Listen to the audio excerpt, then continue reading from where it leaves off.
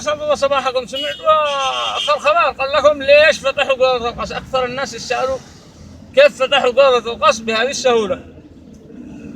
أنا بقول لكم كيف. القصة وما فيها إنه أصحاب بعث خدعوا إبليس، قالوا له روح لك السنة حق واعتمر وذا وخفف من ذنوبك. سافر الخبير قبل العيد، حق واعتمر ذا وهم أخذوا الفرصة وفكوا قارة القصر. جري إبليس قال أنا كنت أحسب إن أنا ملعون عباقي يلعن مني. مين عم؟ قال أصحاب بعث. كيف خدعونا وخلونا أروح أحق وأنا لا أحق ولا أعتمر ولا أعرف بيتي.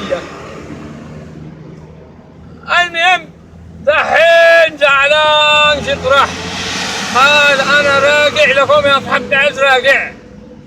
وحلف علو بالحرام إنه لا يغلق مرة ثانية. قال والله لا أحرش بينهم وخلاهم يغلق مرة ثانية. هذا كلامه مش كلامي، أنا اللي رسول وما على الرسول إلا البلاغ المبين. أرجو منكم الاشتراك والإعجاب تفعيل الجرس فضلا وليس أمرا، نفس كل مرة لا نزيد ولا نقصر.